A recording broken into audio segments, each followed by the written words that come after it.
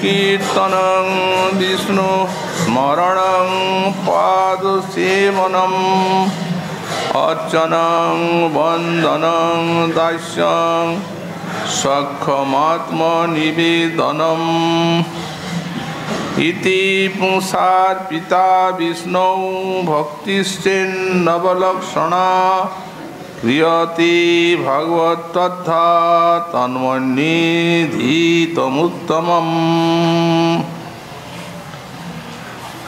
होली पावनावतार श्री श्री गौरांग महाप्रभु परम अंतरंग पार्षद गौड़ीय वैष्णवाचार्य वर्य श्रीमती जीव गोस्वामी पाद तार श्री भागवत सन्दर्भेर अंतर्गत এই ভক্তি সন্দর্ভে অভিধেয় তত্ত্ব বর্ণন প্রসঙ্গে সাক্ষাৎ ভাগবত প্রণীত যে অভিধেয় তত্ত্ব নবধা ভক্তি শ্রী প্রহ্লাদের উক্তিতে সেই নবধা ভক্তি ব্যাখ্যা করছেন। আমরা এ যাবৎ এই নববিধা ভক্তিতে শ্রবণম এবং কীর্তনম এই দুইটি অঙ্গ শ্রীল গোস্বামী পাদের ব্যাখ্যার আনুগত্যে যথামতি আলোচনা করার চেষ্টা করেছি। আমরা এই নাম সংকীর্তন বিষয়ে যে একান্ত অনর্থ বা বাধক অন্তরায় দশবিধ নামাপরাধ সে সম্বন্ধে আলোচনা করে গতকাল আমরা বুঝতে পেরেছি যে সাধকগণকে এই সকল নামাপরাধ বর্জন করেই আর হরিনাম ভজন করতে হবে। আমাদের মধ্যে কারো হয়তো মনে হতে পারে যে এত যে সব অপরাধ খুঁটি নাটি এই নামাপরাধ সেবাপরাধ, তাহলে আমাদের মতো সামান্য সাধক যারা তাদের তো প্রতি পদে পদেই খালি অপরাধী হতে থাকবে, তাহলে তো ভজন সাধনের আশা সুদূর পরাহতই হয়ে গেল। কিন্তু এইরূপ নৈরাশ্যের কোনো বৈধ কারণ নাই। এগুলি কেবল সাবধানতার জন্য মহাজন এবং শাস্ত্র কীর্তন করেছেন, যাতে আমরা এইগুলি লক্ষ্য রেখে বুদ্ধিপূর্বক এই সকল অপরাধের মুষ্ঠান না করি। তা না হলে আমরা যে সকল 10টা অপরাধীর প্রতিকার বা নিবৃত্তির উপায় যা আমাদের গোস্বামীপাদ এবং শাস্ত্র ব্যাখ্যা করেছে প্রত্যেকটি যথামতি আলোচনা করেছি। তাছাড়াও আরো করুণার কথা আছে।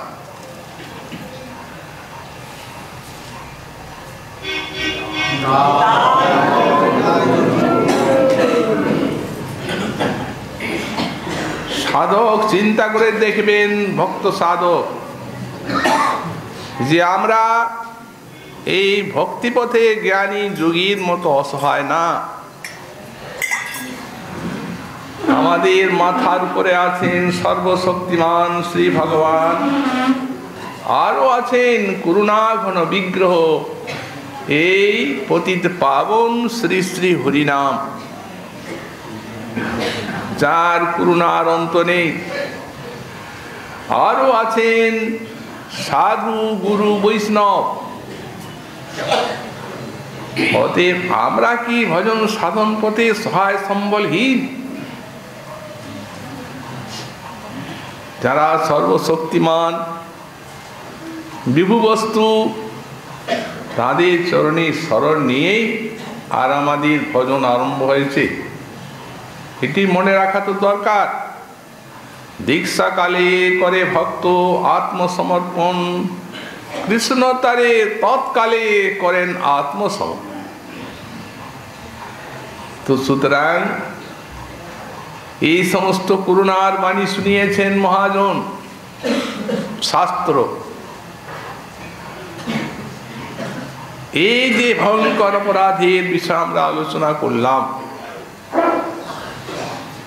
এর কি নিবৃত্তি সহজ সরল উপায় আমাদের হাতে নেই?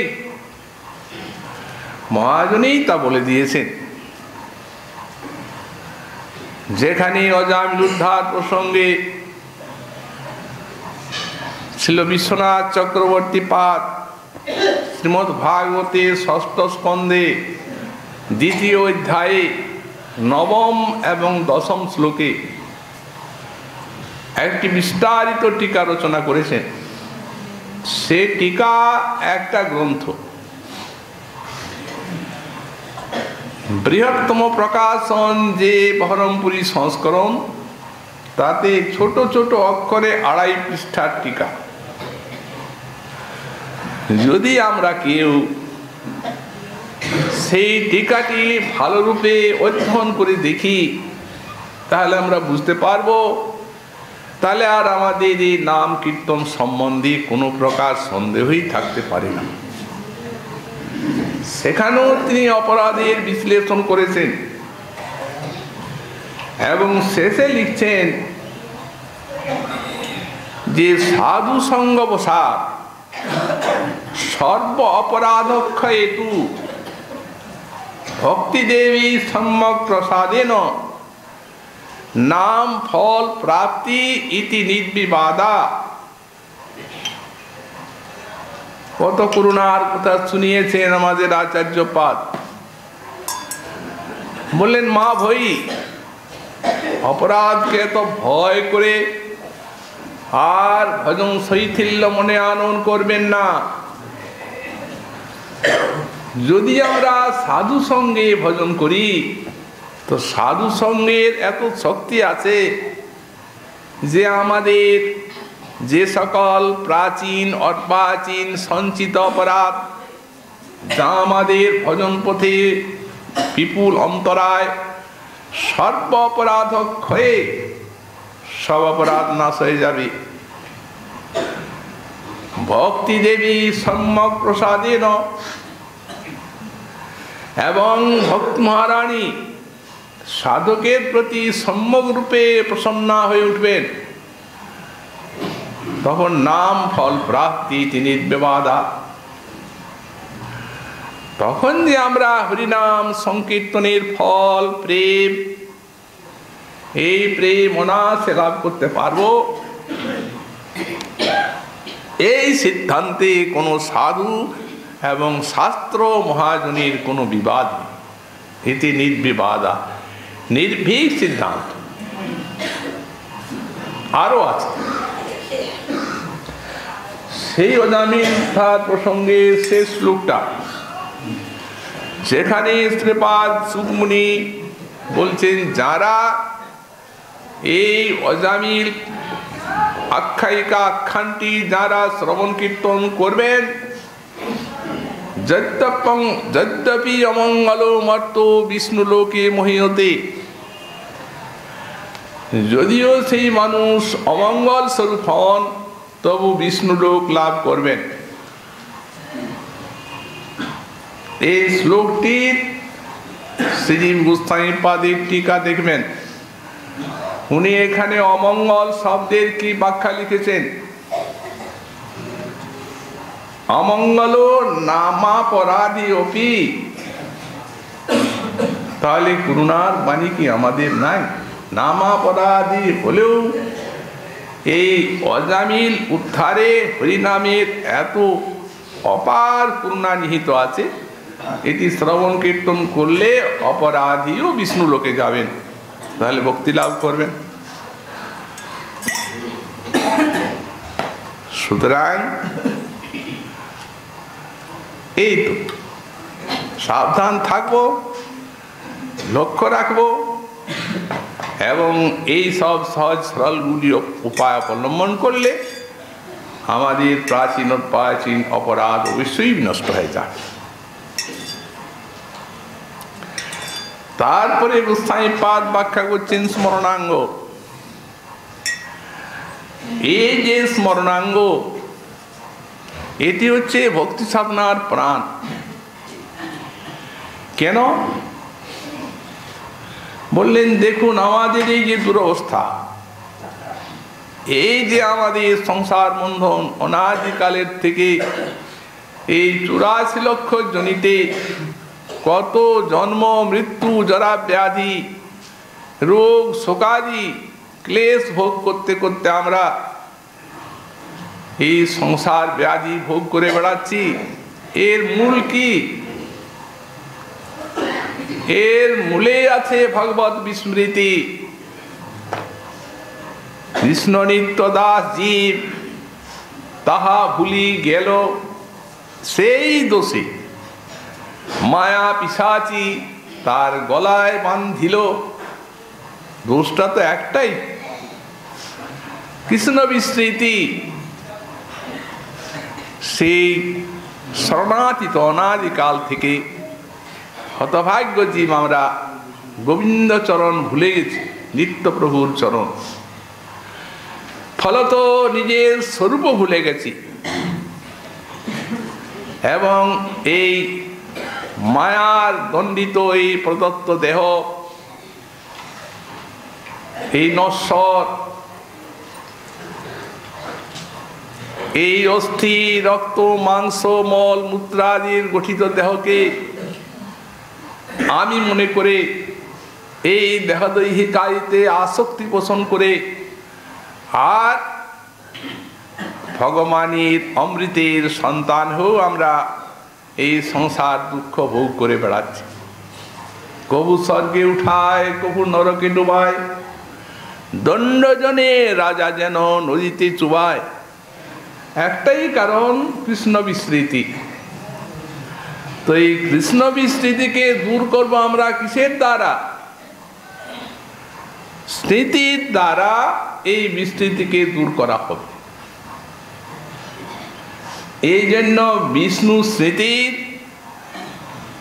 প্রবল বিধান দিয়েছেন শাস্ত্র। স্মর্তব্য সততং বিষ্ণু বিস্মর্তব্য ন জাত উচিত, সর্বে বিধি নিষেধাস্যু রে তয় রেব কিঙ্করহা। সর্বদা বিষ্ণুকে স্মরণ করবেন, ওকে কোনো সময় ভুলে যাবেন না। শাস্ত্রের আনুগত্যে যারা ভজন সাধন পথে আছেন, তাদেরকে শাস্ত্র অনেক বিধিনিষেধের কথা শুনিয়েছেন। এই আপনার বিধি শ্রেয় লাভের, এই শ্রেয়হানির নিষেধ মেনে চলতে হয়, অনেক আছে। কিন্তু এখানে শাস্ত্র বলছেন সব বিধির একটা রাজা আছে আর সব নিষেধের একটা রাজা আছে। সব বিধির রাজা হচ্ছে বিষ্ণু শরণ। যার বিষ্ণু শরণ আছে তার অন্যান্য সব বিধি এসেই গেছে। এতরেব কিঙ্করা, প্রভু যেদিকে যাবে দাসও সেই দিকেই যাবে, তারা তো অনুগত। আর যদি বিষ্ণুকে ভুলে যাওয়া যায় তাহলে যত নিষেধ আছে সব নিষেধ এসেই যাবে। আপনি যতই সাবধান থাকেন, কারণ ওরা তো অনুগত, যাবে কোথায়? বিষ্ণু বিস্মৃতির সঙ্গে সঙ্গে ঘুরছে নিষেধগুলো। তাহলে মূল বিধি হচ্ছে বিষ্ণু স্মরণ এবং মূল নিষেধ হচ্ছে বিষ্ণুকে ভুলে যাওয়া। যেহেতু এই জন্যেই মহাজন বলেছেন স্মরণাঙ্গ ভক্তিটি হচ্ছে আমাদের ভক্তির প্রাণ।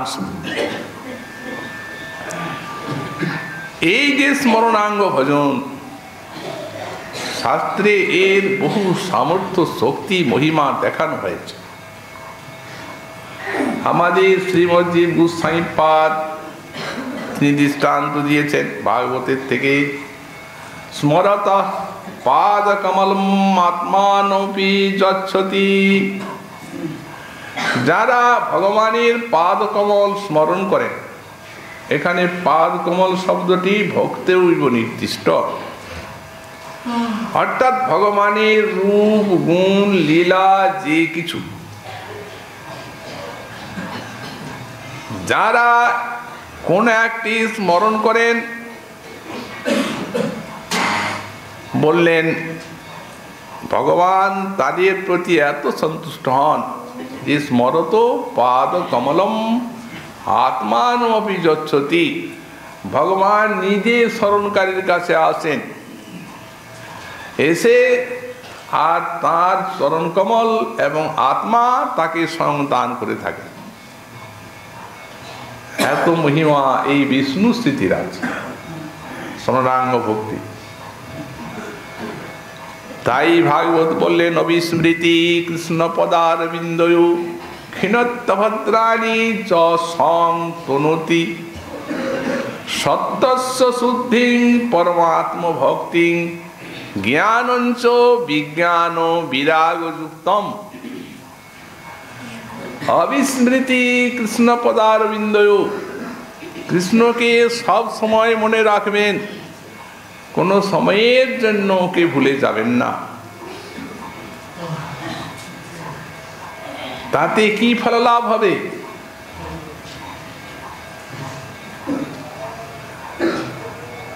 তাতে সত্যস্য শুদ্ধি অবিস্মৃতি কৃষ্ণ পদারবিন্দয়ো ক্ষীণতি অভদ্রাণি। আপনার যত অমঙ্গল সব ক্ষয় হয়ে যাবে। সংতনতি, পরম মঙ্গল যে গোবিন্দ পাদ পদ্মী ভক্তি, সেটি এই কৃষ্ণ স্থিতিই বিস্তার করবে। সত্যস্য শুদ্ধি পরমাত্ম ভক্তি জ্ঞানঞ্চ বিজ্ঞান বিরাগযুক্তম। সত্য শুদ্ধি হবে, হৃদয়ে বিশুদ্ধ সত্যের আবির্ভাব ঘটবে। পরমাত্ম ভক্তি, ভগবানের চরণে ভক্তি লাভ, জ্ঞান বিজ্ঞান বৈরাগ্য অনুভব যুক্ত। গোস্বামীপাদ ব্যাখ্যাতে লিখেছেন, এই যে পরমাত্ম ভক্তি, এইটাই ভাগবত স্মৃতির, এইটাই মূল ফল, অন্যগুলি আনুষঙ্গিক। এই যে সত্যশুদ্ধি, এই যে সংতনুতি, অমঙ্গল বিনাশ, জ্ঞান বৈরাগ্য ইত্যাদি উদয় আপনা আপনি, এগুলি আনুষঙ্গিক ভাবে হবে। যেমন সূর্যের উদয় অন্ধকার নাশ হয়। মূল হচ্ছে পরমাত্ম ভক্তি। যে বিষ্ণুর পাদ পদ্মে ভক্তিবিহীন হয়েই আমাদের এই সংসার দুর্গতি লাভ হয়েছে। এই স্মরণাঙ্গ ভক্তির শক্তি। তো সুতরাং এখন আমাদেরকে উত্তম রূপে বুঝতে হবে এই স্মরণাঙ্গ ভক্তি কাকে বলে, কি রূপেই বা এই স্মরণাঙ্গ ভক্তিকে আয়ত্ত করা যায়। কারণ বিক্ষিপ্ত মন আমাদের অনাদিকাল থেকে এই বিষয়ের দিকে ধাবিত হয়ে হয়ে এই মনের অবস্থা এত দুর্গত হয়ে গেছে যে শ্রীহরির দিকে যেতে চায় না। বিষয় লোলুপ মন, বিষয় বিষ্ঠার গন্ধে সে আবিষ্ট, সেই দিব্য পরিমল লাভ করবার ইচ্ছা করবে কি করে? শুকর তো বিষ্ঠাই খাবে, তাকে যদি অমৃত দেওয়া যায় সে তার কি মর্ম জানে। তো তাই তো আমাদের বিষয় দিবে চিত্ত, মন স্বভাবতই বিষয়ের দিকে ছুটবে। সুতরাং শাস্ত্র তো বলছেন সব সময় বিষ্ণুকে স্মরণ করুন, কোনো সময় ভুলে যাবেন না। কিন্তু আমার মতো ব্যক্তির পক্ষে এটা সোজা কথা নেই।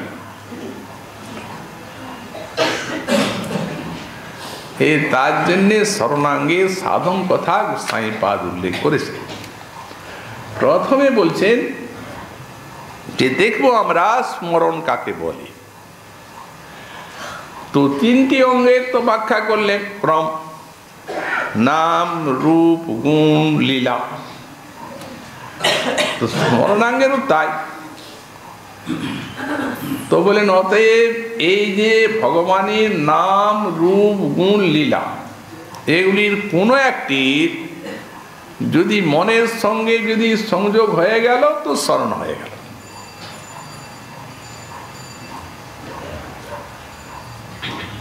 তাহলে মনে করুন এই যে শ্রবণ, কীর্তন, স্মরণ, এই তিনটির মধ্যে কখন কোনটিতে হবে তার কোনো ধরাবাঁধা নিয়ম নেই।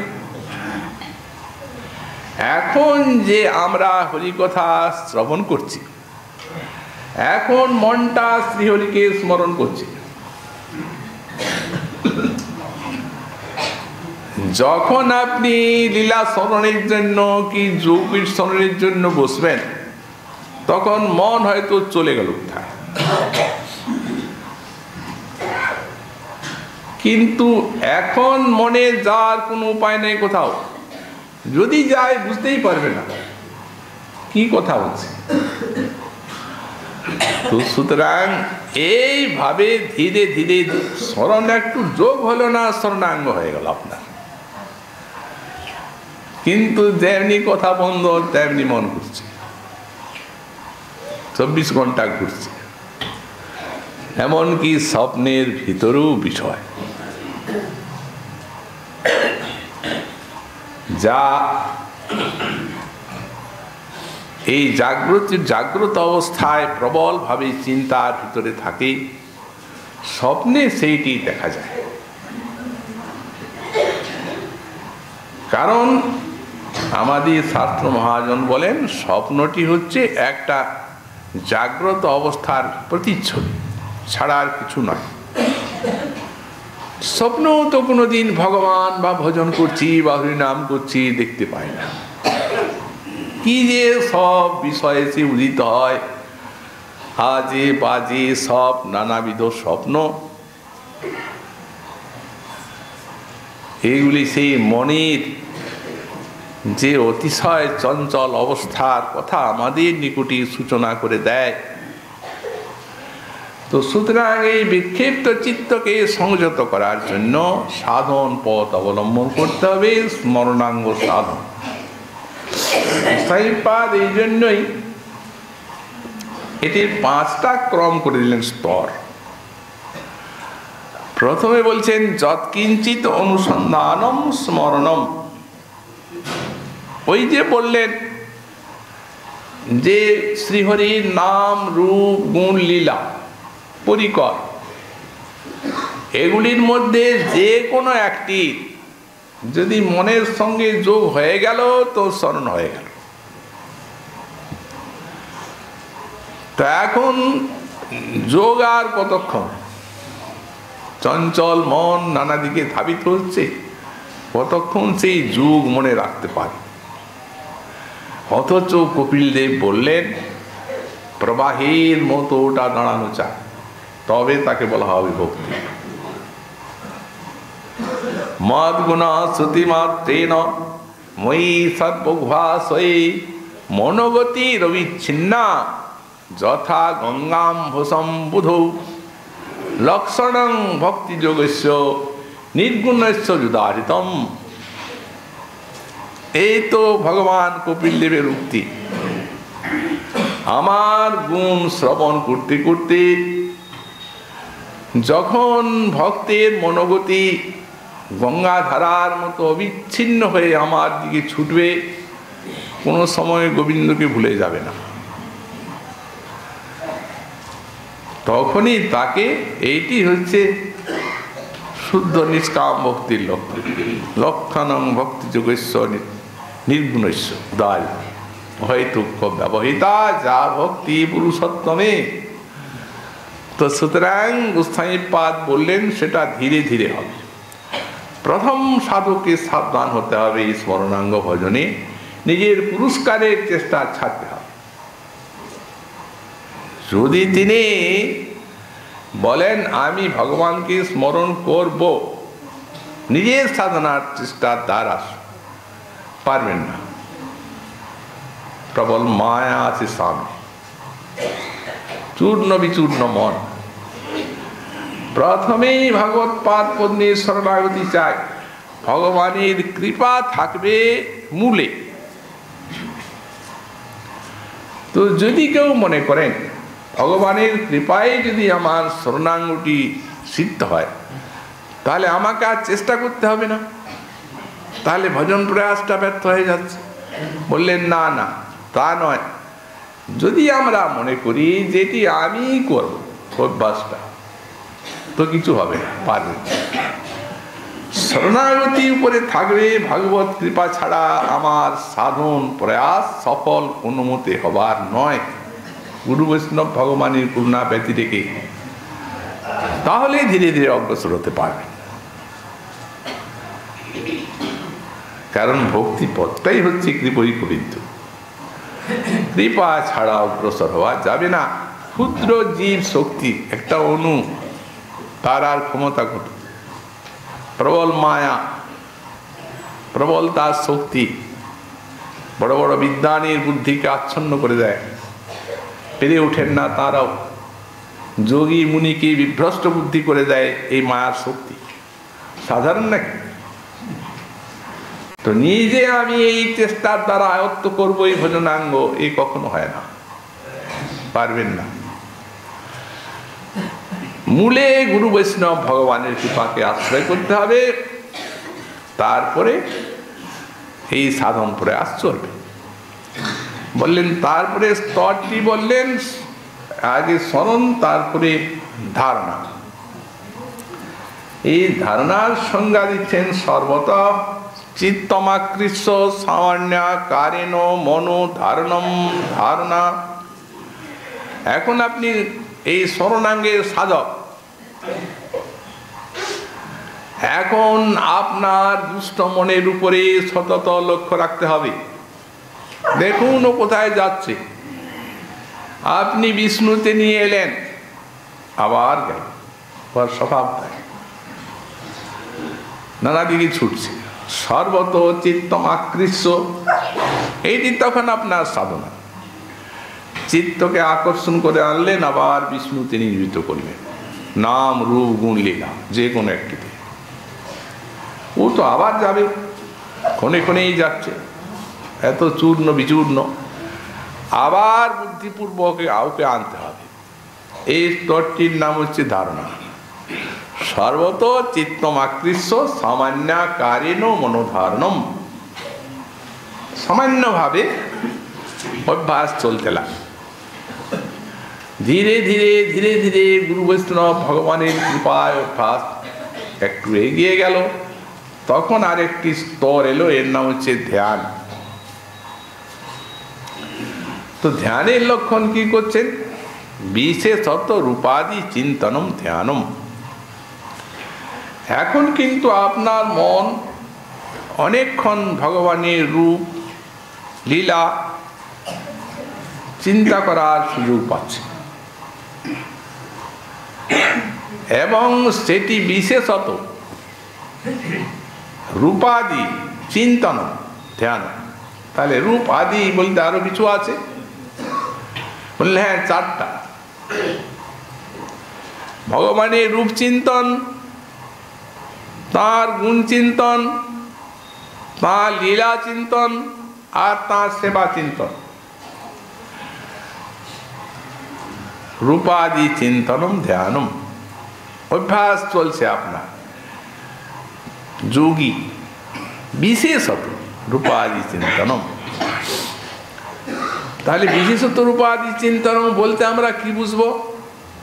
আপনি রূপ চিন্তা করছেন, যেভাবে ধ্যান ভগবানের রূপের, গোবিন্দের, রাধারানীর আছে, চরণের থেকে শুরু করে মস্তক সাগর পর্যন্ত মহাজন বললেন ভাবনা করে যান, চিন্তা করে যাচ্ছেন, রূপের চিন্তন। আপনার ভিতরে সেই সাধনার সঙ্গে প্রবল সহায় আসছে, এটি জানবেন। একটা দৃষ্টান্ত আমরা দিই। আপনি চরণ চিন্তা করছেন, চরণের চিহ্নগুলি গোবিন্দের ভাবছে। স্কন্দ পুরাণ বললেন এই যে গোবিন্দ ঊনবিংশতি চরণ চিহ্ন ধারণ করে রেখেছেন, এগুলি ধারণের কারণ হচ্ছে যে এই ভক্তকে কৃপা করার জন্য এগুলি ধারণ করে রেখেছেন। এক একটি চিহ্নের এক একটি শক্তি আছে। চক্র চিহ্ন ধারণ করেছেন ভগবান কি জন্য? বললেন শরণাগতি সর্বর্গ ছেদনা। যারা চরণ চিন্তা করছেন তার এই যে সর্বর্গ ষড়দ্বীপ উদ্দাম ভয়ঙ্কর সংসার সিন্ধুতে কুম্ভীর হাঙ্গরের মতো চর্পণ করছে, যারা এগুলিকে ছেদন করে দিচ্ছে। কমল চিহ্ন একটা আছে,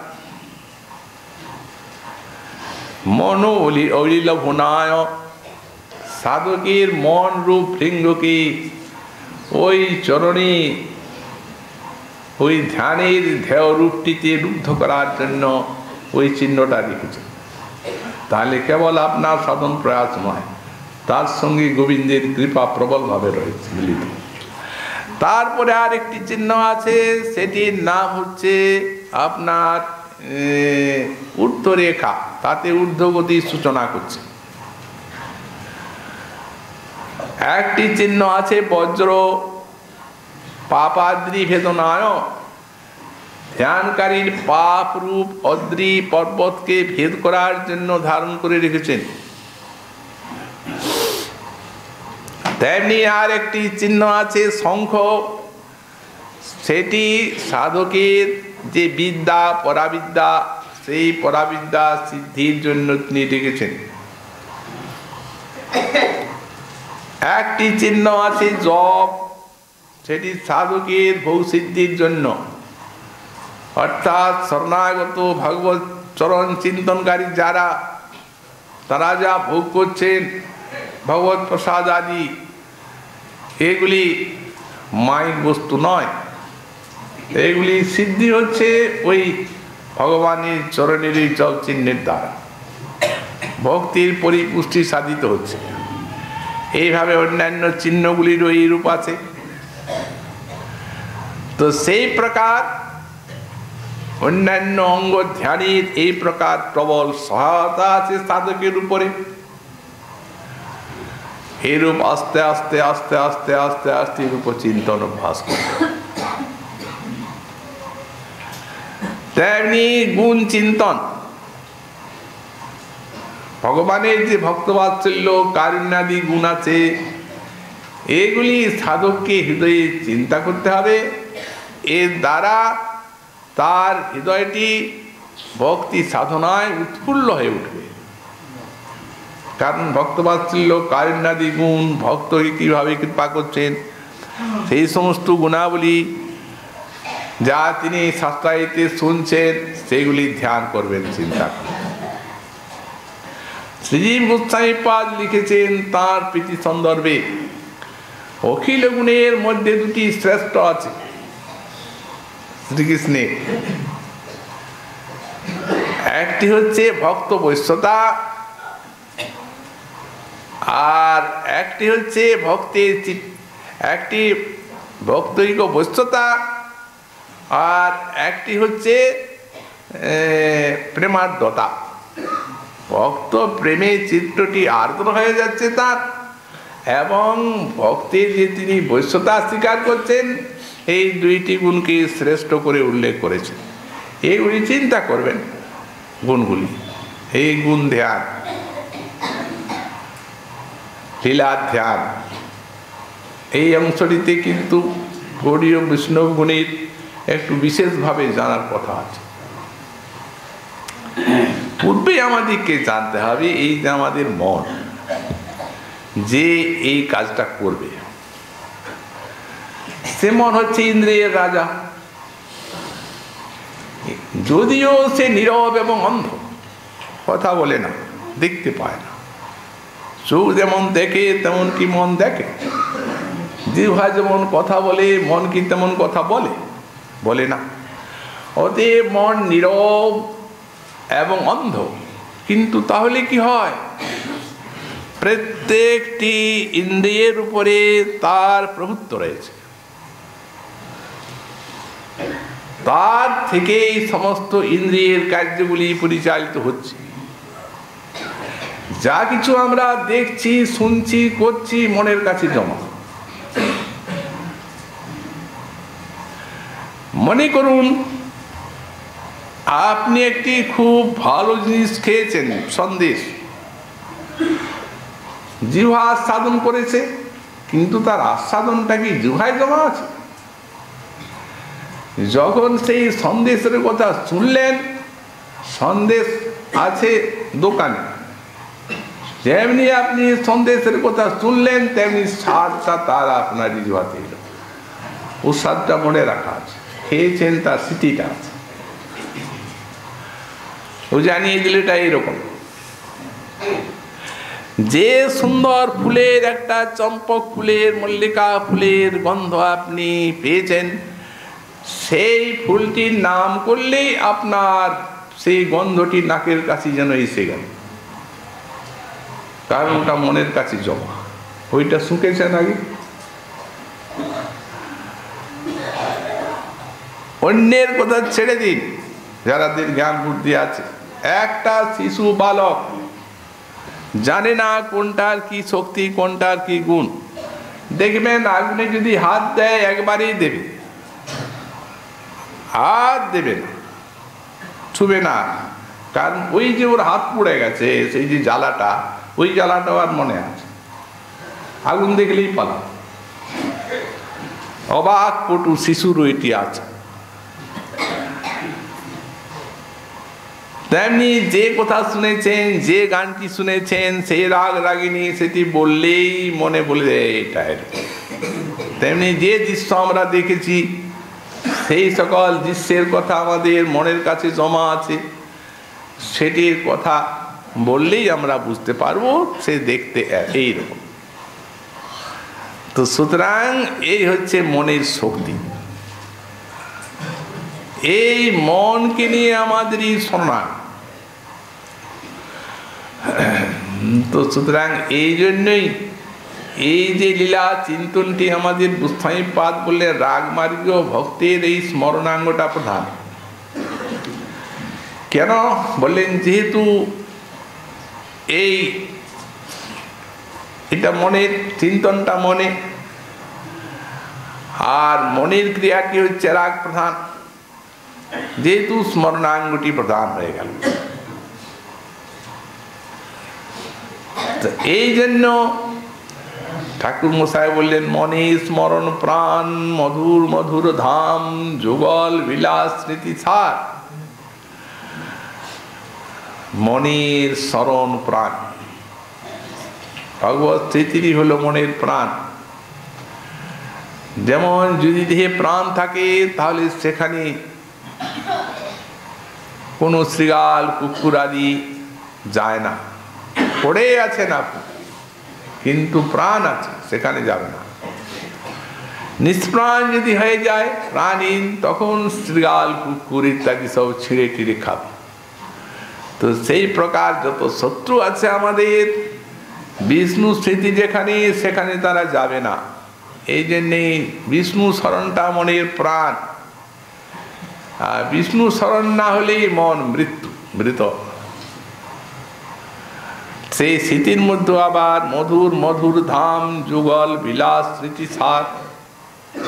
গৌড়ীয় বৈষ্ণবী যে সাধনা, এই হচ্ছে যুগল বিলাস স্মৃতি।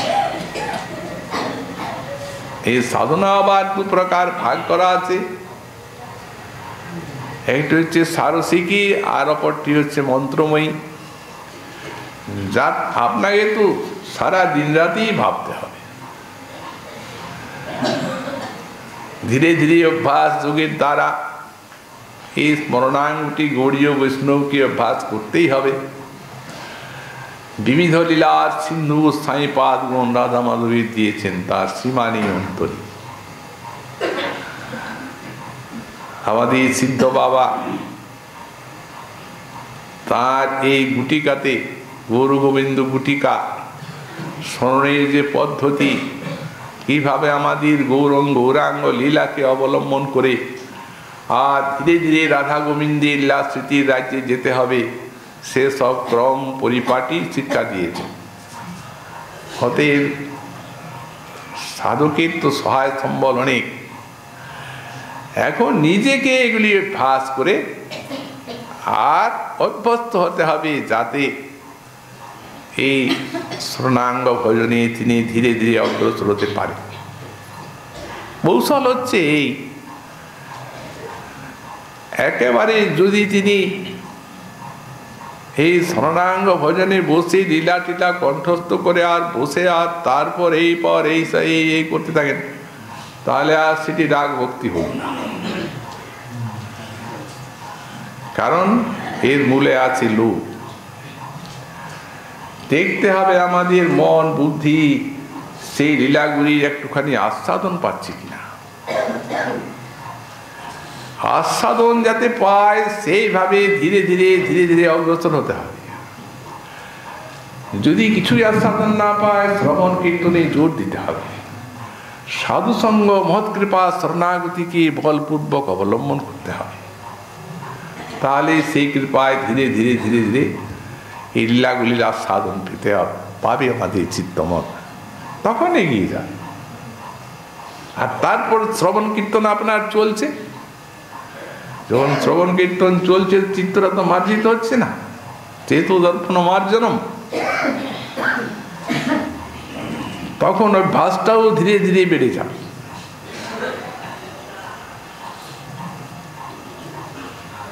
এই জন্যে ঠাকুর মশাই বললেন মধুর মধুর ধাম যুগল বিলাস স্মৃতিসার।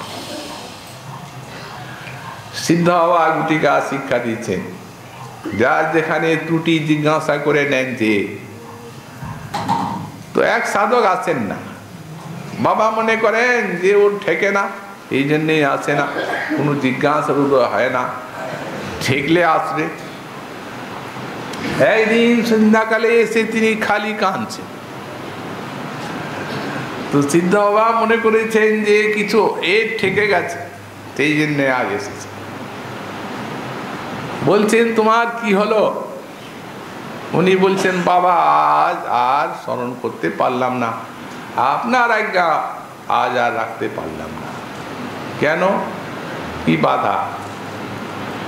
উনি বললেন সকালবেলা যখন সেই রাধারানী স্নান চিন্তা করছে শৃঙ্গা, তখন রাধারানীর হাতে চুড়ি পরাচ্ছে। সেই সময়ে সেই হাতের মাধুর্য আমার মনের কাছে এমন লাগলো যে সারাদিন মনটাকে চেষ্টা করব ওইখান থেকে সরাতে পারি। সিদ্ধ বাবা বলেন আজ তোমার ভজনাঙ্গটা ঠিক ঠিক হলো।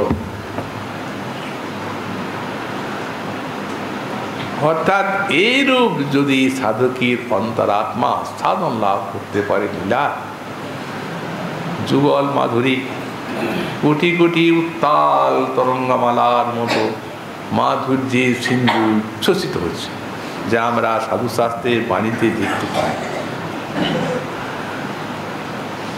এই জন্যে একে স্মৃতিসার বলা হয়েছে। এটি সেইভাবে ধীরে ধীরে ভগবত কৃপাকে অবলম্বন করে আর সাধক ক্রমশ ধীরে ধীরে এগিয়ে যাবে।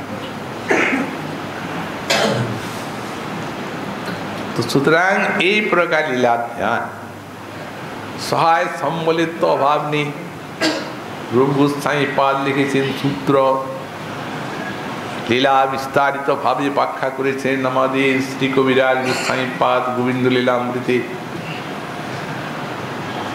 যেটা গোবিন্দ লীলামৃত সংক্ষিপ্ত ছিল, পরবর্তীকালের আচার্য বিশ্বনাথ চক্রবর্তী পাদ তাঁর কৃষ্ণ ভাবনামৃত গ্রন্থে সেগুলি লিখেছেন, সরস মধুর করে লিখেছেন। এত অবলম্বন আছে। সিদ্ধা